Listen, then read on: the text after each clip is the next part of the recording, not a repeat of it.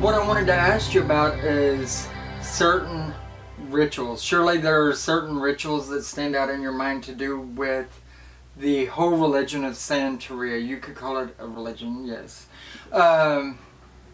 What main rituals stand out to you of importance? Of importance? Well, as far as the initiating rituals go, is the people that are the babalaos or the high priest. They are said that they are born to be a high priest, so they go in through a different rituals than the actual priest or the santeros do. I thought that was very interesting, rather than other religions where we can actually climb and reach high priesthood. These within the Santeria religion, you have to be born or marked to be a high priest, and it's almost as if there's two different paths within the same path. The Babalao path, who worship Orunmila, the father of mysteries. Orunmila. All these words he's spitting out, I'm just gonna say hard on the anyway. Yeah. Orunmila is the only deity in the Santeria pantheon that has his own cult. I don't like to use the word cult, but he has his own following. Yeah. Yes, his own following. And those who are priests of Orunmila don't go through the other initiation rituals that the Santeria ones do. The ritual of asiento, which is receiving your deity, they don't actually go to that because they are strictly under Orunmila. Orunmila is the one that's lived in both heaven and in earth. He is the representation of wisdom, pure wisdom. He's a very interesting deity. So yes, within me, I was son of Shango, so I did receive Shango through initiations. And I've always looked into the Babalaos and just kind of try to figure out what makes you different from them. But it's such a well-kept secret that they actually don't go into it a lot unless you are actually a Babalao. And now, if it isn't desanctifying your ritual or the people in Santeria, what did that ritual actually entail as far as initiation and acquiring? Well, initiations is basically they prepare a water called umiro, and it's like lot of different kinds of herbs and stuff. They consecrate the ground. They bring the sacrifices necessary. They bring in the high priest. The Babalaos do. After, of course, the divination of the shells, and they say that you are son of this person and you're meant to receive this person, because not everybody receives the asiento. Some people can enter the religion, receive the eleques, or receive elegua. Elegua is another deity within the path, but they aren't called to priesthood. So they actually, I can't remember the word, how to pronounce it, I believe it's called Ayewo or Ayalo. Basically, they can participate in the rituals, but they aren't called to priesthood. Mm-hmm. And so they just kind of help out there. Like assistants kind of. Yeah, sort of like that. It's very interesting. Like I said, it's basically a community of people. Some of them are meant to be priests, some of them meant to be high priests, some of them were sitting there helping out. But nonetheless, the deities help all, of course. And this is your initiation, and when you are not born into it. Yes. Right. Well, basically, like I said, they bring forth the offerings. They consecrate the eleke of the deity. They bring down the spirits. It's like depending on the houses. I was in a very small group of people. You know who they are. Mm-hmm. So I just kind of, it was more of a low presentation and them calling the spirit down into you. And a lot of times the spirit does come out and it does take hold. And you're talking about actual possession. Yes, they come down and, because I have to say, you people freak me out when you do this shit. No, I'm just kidding. They come. I've let possession happen with me just so I can get rid of demons. Yes. But not letting spirits of, well, I guess we all do let the spirits of God and Goddess come I mean, in our rituals, it's no less the same. Of course, they start shaking and shit, you know, Oh, and I'm like, yeah. Well, during this time, you have to stay at the house of your padrino. They have the assistants that feed you. Some houses, they have the assistants that bathe you. You have to wear white for a whole year. I mean, there's a lot that goes into it. Like I said, my initiation was more speedy because we were in a small group of people, and so it didn't take part like the actual Cuban people do, where you're actually there getting fed. You can only eat at one cup and one plate. You have to eat sitting on the floor as to where everybody's sitting on the table. You have to wear the white the whole year prior to receiving. Of course, certain fastings as well. Yes. Let's not forget the fastings. I mean, and that happens in every religion. Yes, definitely. Within Santeria, there's specific foods or meats that are off limits. That are not necessarily off limits, but they are they belong to that certain deity. So we have to abstain from them. Okay. So, right, yeah. which is making it off limits because it belongs to only. Yeah. And I mean, we give a certain amount of respect to a certain deity. Right. For that time. Of course, with us, within Wicca, Witchcraft, and a lot of those pathways, it's more about cleansing the body. You know? Yes, and I've actually or starving the body to feed the mind. Mm-hmm. You know, within Christianity, I mean, a lot of their fastings is based on that. And then you have other religions where it's abstaining from meat, but because their faith does it, and constantly anyway. Mm-hmm. You know, pork in some of your India countries, I believe. India, Pakistan, many of your Arabian countries. And if I don't intend to offend anybody, I'm really ignorant whenever it comes to a lot of your countries over yonder. Well, like I said, we do abstain, but for that period, not for a lifetime. Now, I personally have chosen to abstain from pork because that's one of my father Shango's favorite dish, so I don't eat it at all. But that's just something that I did, you know. My biggest fasting ever was to abstain from sex for a year and a day. A year and a day. You know, but that's the way it has to be. It has to be something that that really means something to you. Otherwise, it means nothing to what it is that you're doing, your cause, your deities, or other people that may be walking the path alongside of you as, say, a hand-bearer or whatever. And you have many different ranks around you within different covenants or groups. You know, people that are walking your path with you, holding your hand down it or whatever. Of course, they can't always hold your hand. Especially if you're on a year and a day of having all the sex you can get.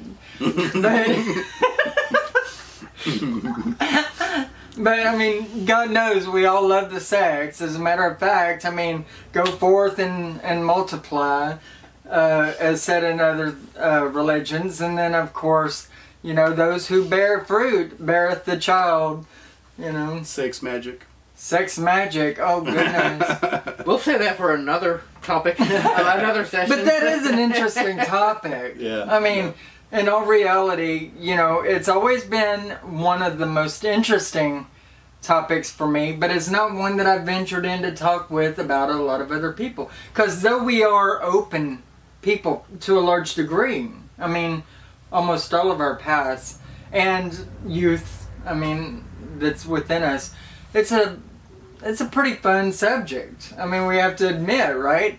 But I don't know, there's a lot of people that are prudish, I guess. Yeah. Wouldn't understand, would like to strike against you. I mean, let's think of all those people that took all the Harry Potter books off the shelves in the libraries, especially in the schools. You know, I mean, there are certain subjects that the world still considers to be taboo. Like a lot of people may be offended today about me discussing Santeria. I may get a shitload of dislikes on the channel, and to tell you frankly, I love you guys, but I don't give a shit. That's your opinion, where this right here is my opinion or his opinion. We all have one. They're like asses. I mean, we've all got one, right? And keep in mind that houses practice their paths differently than other houses. So if there's a house of Santeria out there that sees this and doesn't agree with what I said, you know, then I mean that's Yeah. just what it is. I Yeah. mean, let's call it what it is. Yeah. There are going to be people that disagree with me having the show, but if I did not talk about Santeria at least once within all my shows based around Wicca or Witchcraft, a lot of people would still be ignorant about it. Mhm. Or we could just consider ourselves to be closed-minded, as a lot of other religions tend to be. Yeah. You know, and I don't believe in that. I And believe in being very open. And it's a very beneficial religion to be a part of or undertake rituals too, especially if you're an outsider needing help. Now, outside of the initiation rituals, which is, like I said, the initiation of the Elekes, then you have the initiation of the warriors, and then finally, if you're called to it, the asiento, or the receiving of your saint. Those are the 3 initiations into priesthood. Some of them don't make it to the actual asiento because they're not called to be a priest. But outside of initiation rituals, there's very beneficial rituals that the outsider might take. For example, Lady Leeanna was ill for a little while. If she could have went and saw somebody and sucked out help from the Santeria community and said, "Hey, I've been really sick. I want to see if your pantheon of gods can help me in any way." So they would cast the Delogun, this Kara shells to her, and it might have said, in her situation, and I've seen it in other people in the past, the shells mark that you need to receive Elokum, or the necklace of Olokum. Olokum is an old Orisha who dwells in the depths of the ocean, per se. Is one of the oldest ones. Receiving that energy and of that Orisha and the necklace, of course, that they're going to prepare for you, actually stabilizes your health. So whenever the Kara shell marks that you need to receive it, is because you are going to have some kind of health issue come about that needs to be balanced. And I've seen miracles being done through Santeria. People who were death-ridden, or bedridden, however you want to say it, have actually made miraculous discoveries because of undergoing these rituals and receiving these deities that empower them and help them get through this. And then the work begins. Yeah. And I've seen these people work. I mean, even Edgar, whenever he came to me, I mean, he invests a certain amount of time every day into his practice. And a lot of us do within our religious practice. But I'm talking about not just every day, but like a massive amount of work every day. Mm-hmm. You know, and they do. Whenever you're going to receive an Orisha, or deity if you prefer, then they're going to put you on a path of working. Dealing with a lot of stuff, giving up a lot. I mean, and we do also within Wicca a lot of fastings, giving up something of great importance, whenever it's that special to us. Mm-hmm. Talk to me about the beliefs associated with the beginning. The story of In creation. Santeria, the story of creation. I think that would be very, very special to the people that are viewing, Mm-hmm. because that's what we're here to do, is learn about this today. Right. Well, the story of creation is pretty interesting. As y'all know, Santeria comes from the Yoruba land of Africa, the Yoruba tribe, the Yoruba people that were enslaved and brought to Latin America, bringing their beliefs with them. So the only way that they can, tell you the origins and the stories, they're called patakis, or their tales.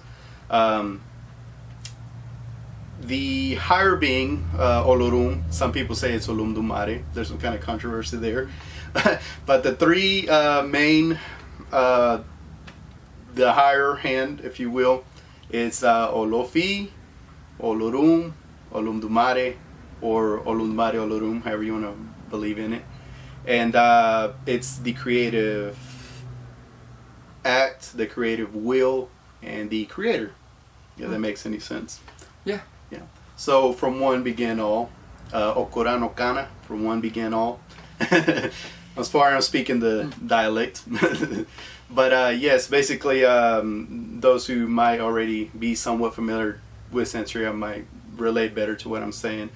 But basically from one began all, and life was created. Olofi, who is the god closest to the earth, of course, created the Orishas. He created the first 4 Orishas. Later on, Obatala, who is within our path, he represents knowledge, everything that's pure, enlightened. Some people in other countries synchronize him with Jesus. They say that he descended to the earth from a golden chain, carrying with him a hen.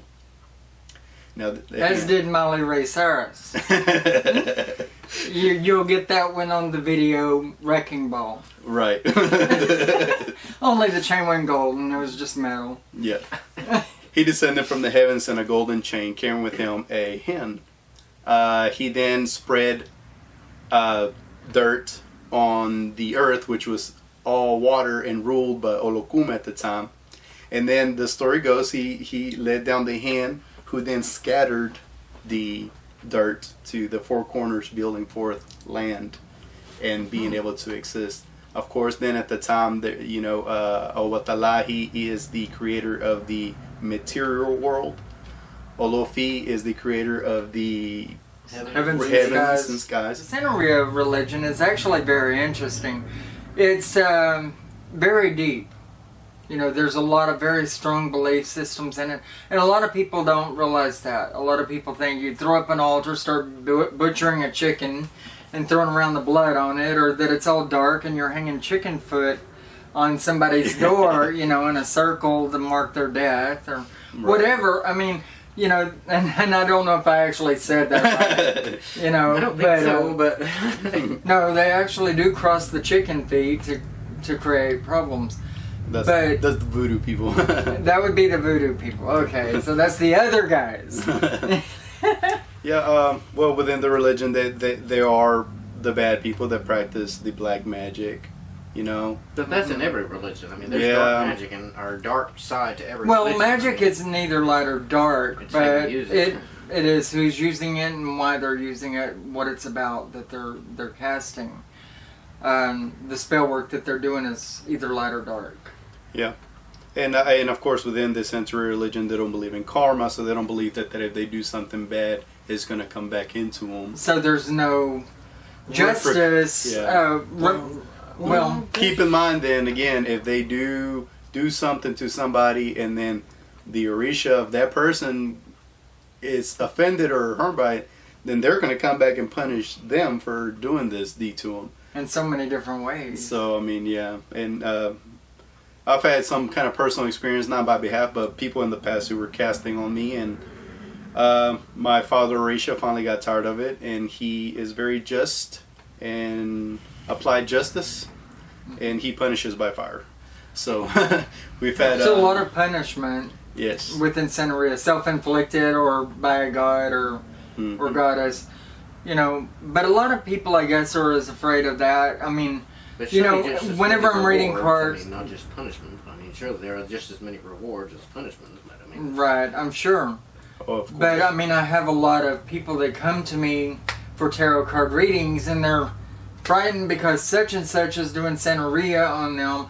95% of all my clientele is Hispanic, and you find a lot of the Santeria religion throughout the Hispanic communities. Mm-hmm. A lot of it's street Santeria, which would be, I guess, the equivalent of hoodoo. Hoodoo as opposed to voodoo. A lot of kitchen magic, I guess, is basically what I would say about it, right? Yeah. I mean, I think that's a safe assessment. Yeah, they learn, they might have learned from a neighbor that practiced Santeria, but they don't themselves practice it. So then they learn this little ritual, and then in turn go and use it, and then, then they call themselves Santeria practitioners, but didn't go through the proper initiations. Right. If one feels that they should. And there's a lot of people that don't feel they need to, and no one is held to have to do that in any religion, really. As a matter of fact, I guess magic is there for everybody to use in whatever way they choose to use it. But the ones that do the strongest magic are the ones that practice it the most and put their real heart into it, whether it be bad or good, unfortunately. Right. And really, I mean, who am I to judge, like I've said before? You know, but I find it's all very, very interesting.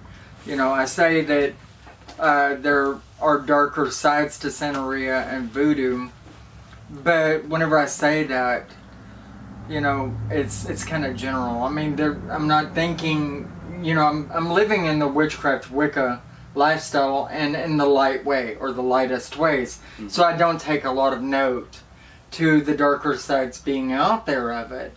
But there are. You know, but there are definitely those practitioners in the darker sides of witchcraft and Wicca, the same as there is in Santeria or voodoo. And no religion is light or dark. I mean, there are practitioners on both sides. Within the practitioner's heart, you know. What is in the heart of the practitioner is where it stands. Definitely. As to whether it could be classified as dark or light or gray. You know, the gray area of any religion, I believe, is where justice is imposed.